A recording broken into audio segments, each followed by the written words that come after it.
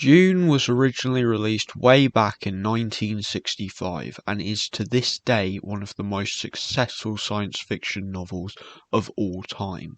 It was a 600-page epic that everyone seemed to love, not to mention it was released during the space race between the US and Russia. Therefore, everyone was very excited about seeing what was among the stars. Studios thought about doing a film adaptation, but were very anxious as this would require a big budget, and they simply didn't know if people would go to see it, and if they would enjoy it.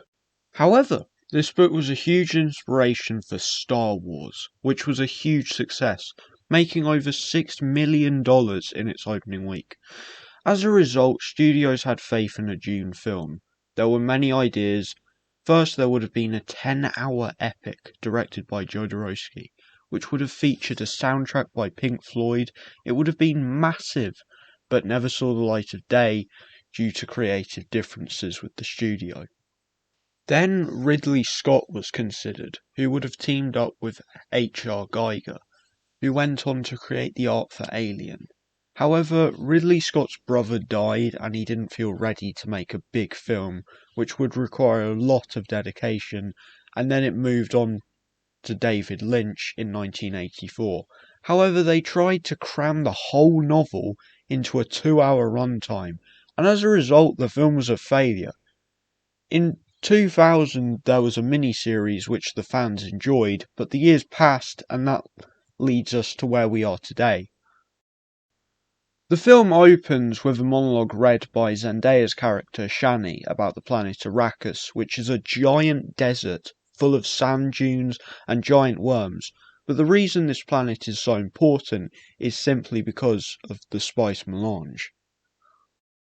The spice melange, or spice as it's commonly referred to, is essentially a narcotic used around the galaxy. Everyone needs it, which led to a war to claim the planet Arrakis, which was won by the human colony, who are now relying on the substance to increase their space travel, as well as selling it to other colonies. The people who lost the war consumed so much of the spice that it altered their system, giving them a longer lifespan, better vitality, and heightened awareness. The physical change is that it makes their eyes blue, but the cost is that if they stop consuming it, they will die. These people are known as the Fremen. All is going well for the human colony until another alien race called the Harkonnen try to claim Arrakis and won't let anything get in their way, being led by a man named the Baron who can actually levitate.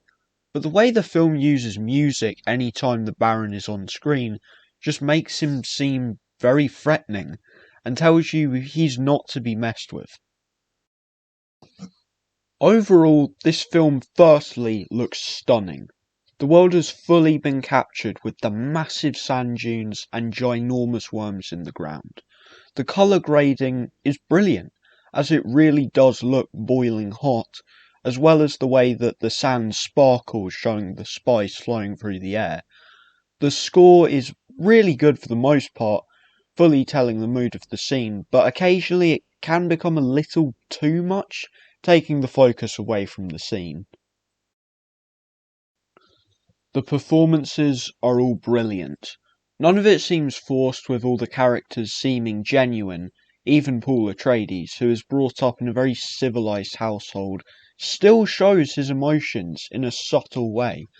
I also felt that the mother-son relationship worked very well in this, as it starts out perfect and gradually gets more and more complicated.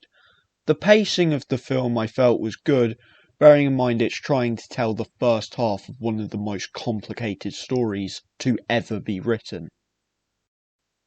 My advice would be to go see the film, especially in the cinema, as this is something to witness on the big screen, with the incredible cinematography, sound effects and action. But this film definitely isn't for everyone, as it's a heavy film that doesn't feature jokes throughout like Star Wars.